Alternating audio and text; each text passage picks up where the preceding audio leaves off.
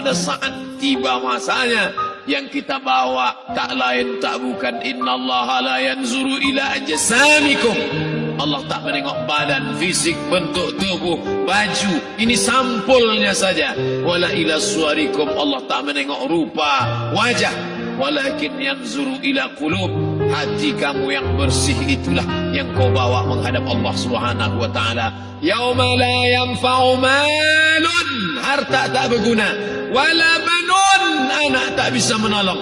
Harta tak berguna, anak tak mampu menolong. Illa man atallah, kecuali orang yang datang menghadap Allah biqalbin salim,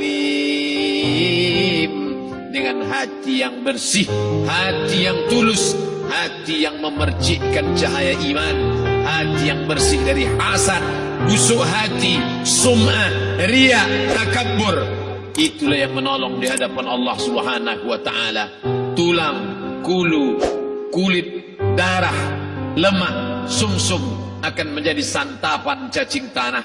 Begitu besok pagi pintu kamar tak bisa diketuk, istri bolak-balik membangunkan tak terjaga, dipegang pipi sudah sejuk macam es batu, tanda jantung tak lagi berdetak, maka darah mulai berubah menjadi nanah, busuk. 1, 2, 3 hari kalau tidak disuntik formalin, jasad paling busuk jasad manusia, karena semua dia makan herbivora, tanaman saja.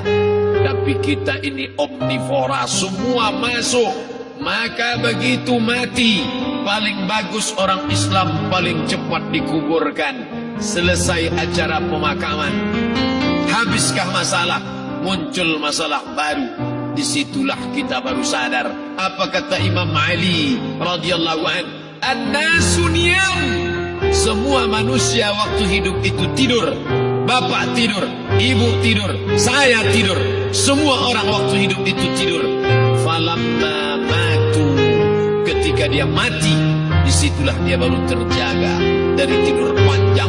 Saat Israel mencabut nyawa, ditarikkannya adalah satu centaman yang kuat. Disitulah kita baru terjaga dari tidur panjang. Betapa aku meninggalkan salat, betapa aku tak berzakat, betapa dulu kekuasaan. Aku lulus umur 30, pensiun 58, 28 tahun apapun tak pernah kubuat untuk agama. Sibuk membesarkan anak, sibuk mengurus warisan. Anak pun tak ingat dengan kita, karena kita lupa menanamkan pendidikan agama di dalam otak kepalanya. Andai dulu pernah dia dibawa ke masjid, andai dulu pernah dia dibawa umrah, andai dulu dia dimasukkan SD IT, SMP IT, SMA IT, Islamic Boarding School, dibawa ke masjid, takkan dia lupa mendoakan selesai salat, Rabbil firli wali walidayya warhamhuma kama rabbayani saghira. Harta yang banyak tak sempat menolong agama Allah. Anak tunggal semata wayang tak sempat dididik agama. Istri meninggalkan dalam keadaan stres susah hatinya karena dia tak diajarkan sabar menerima ridha ketetapan takdir Allah. Dan paling celaka, tak pernah anggota tubuh ini dipakai untuk berzikir, muhasabah, mengingat Allah. Tak pernah mata dipakai menengok Quran, kitab suci Allah. Tak pernah dipakai hati merenung sejenak. Apa yang akan kubawa mati menghadap Allah Subhanahu wa ta'ala. Malam ini saya tak minta diajak ceramah tentang hukum zakat, hukum puasa. Saya tidak diajak tanya jawab apa hukum unjuk rasa besok tanggal 4. Yang ditanya adalah bagaimana kita merenung sejenak. Abdul Somad, engkau berhadapan dengan para pegawai Badan Pertanahan Nasional Provinsi Riau, berkumpul 12 kabupaten kota. Ini orang-orang ngurus tanah, dari dalam tanah naik ke atas tanah, ngurus tanah, ngurus tanah, ngurus tanah, masuk ke dalam tanah. Abdul Somad dari dalam tanah naik ke atas tanah, ceramah, ceramah, ceramah, ceramah, ceramah, masuk balik ke dalam tanah. Yang kau bawa apa?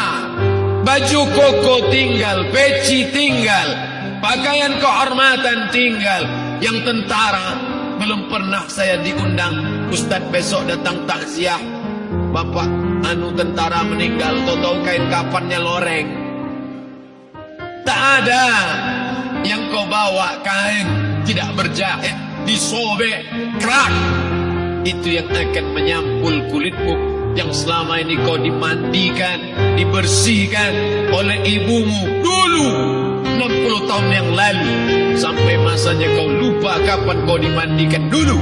Sekarang ruh melihat, disebut dia ruh karena dia raha ya ruhu ruh, seperti aroma semerbak yang datang pergi hinggap.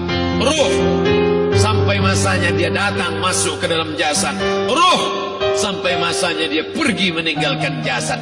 Malam ini dimuliakan Al-Mukarram Haji Abdul Somad LCMA. Kenapa Abdul Somad ini dimuliakan?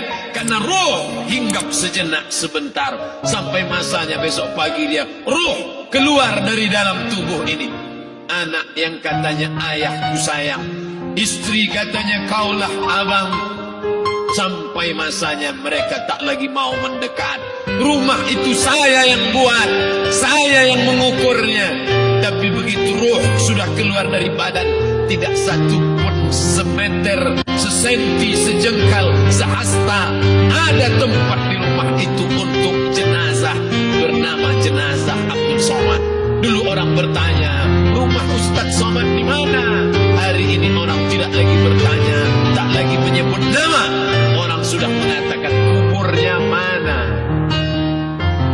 Dulu kalau dia masuk masjid, didatangi orang, disalami orang, mahasiswa, anak-anak, remaja mencium tangannya sebagai tanda hormat. Tapi begitu diletakkan keranda, kita akan sholat jenazah nanti selepas sholat zuhur. Apa kata orang? Letakkan di tepi sana, letakkan di tepi sana. Tak satu pun mau mendekat, letakkan dia di sana. Bahkan sebagian mengatakan dalam masjid, letakkan dia di luar. Dia tidak disebut engkau yang mulia, tidak digunakan kata ganti orang langsung. Letakkan dia di sana. Bahkan sebagian tak lagi, padahal tempat paling mulia sebelah kanan, orang tak lagi mau di kanan, mulai dia menjauh ke kiri. Kenapa kau ke sana? Takut aku mimpi hantu nanti malam. Mana kawan, sahabat, andai tolan, anak menantu, teman sekantor, semuanya pergi meninggalkan. Yang tetap dibawa, kalau pernah kaki melangkah salat berjamaah di masjid, kalau pernah tangan mengusap kepala anak yatim, kalau pernah tangan mengucap subhanallah. Nanti di akhir tausiah kita akan berzikir, munajat, muhasabah diri, berdoa, mengenang apa yang akan kita bawa menghadap Allah Subhanahu wa taala. Datang malaikat membawa kain kafan dari cahaya, akan menyambut ruh yang mulia. Hadis riwayat Ahmad bin Ambal dalam kitab Al-Musnad, turun malaikat berlomba-lomba membawa kain putih dari cahaya, menunggu ruh akan keluar. Ruh menetes seperti embun di ujung daun. Daun tidak bergoyang, ranting tidak patah. Ruh menetes pelan turun ke dalam kain kafan, dibawa malaikat ke pintu langit. Tak sabar mereka menyambut. Inikah dia yang selama ini berjamaah? Inikah yang dulu ketika dititipkan kekuasaan menolong agama Allah? Kam min masyhurin fil ardi walam yakun ma'rufan fis sama. Berapa banyak yang masyhur terkenal di bumi, malaikat tak mengenal dia. Ini roh siapa? Tapi ini bukan LCMA, dia bukan ustaz, dia bukan ulama, tapi imannya dalam. Kekuasaan dipakai menolong agama Allah. Rohnya keluar di bawah. Semua malaikat mengucapkan salam. Inilah orang yang selama ini kami tunggu-tunggu. Catatannya sudah lama. Setiap pagi petang, malaikat subuh membawa catatan namanya, malaikat malam membawa catatan namanya. Kami merindukannya. Begitu orang-orang yang masyhur di langit, tapi tak dikenal makhluk bumi.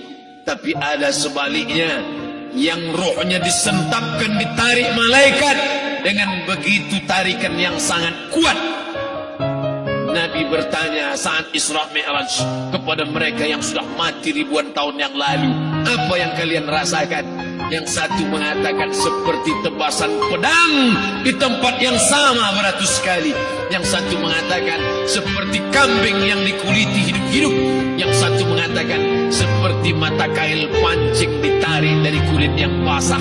Maka kita berdoa setiap selesai salat, Allah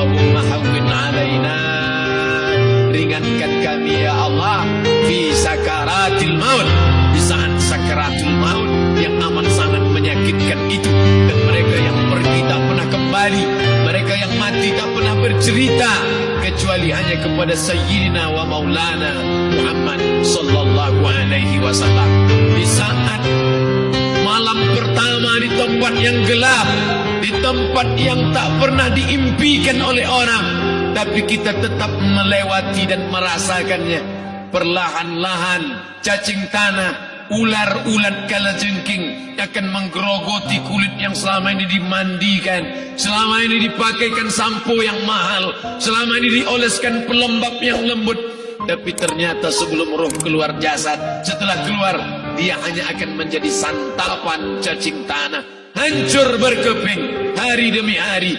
Yang pertama kali membusuk adalah mata, karena dia berisi cairan. Cairan ini mengering, busuk dan berlubang. Lalu kemudian usus sebulan di dalam tanah, mulai dia menggelembung masuk angin dan dia meletus pecah. Cacing-cacing tanah mulai datang menggerogoti, memakan. Habis lemak, tulang, kulit, bulu, sumsum, darah, jantung, empedu, limpa, buah pinggang. Habis semuanya, tinggal tulang-tulang yang memutih, dimakan oleh tanah, ditelan oleh massa, sampai akhirnya Asi bin Wa'il membawa tulang yang kering itu kepada Nabi Muhammad, baginda Sayyidina wa Maulana Muhammad. Ya Muhammad, ayuhyi rabbuka hadzal idham, sanggupkah Tuhanmu menghidupkan tulang yang kering ini? Nabi diam tak menjawab, sampai akhirnya datang Jibril alaihi salam membawakan wahyu. Qul, katakan kepada dia. Ayat ini dibaca malam Jumat, Bapak Ibu semua hafal. Kita baca, Qul yuhyiha allazi ansha'aha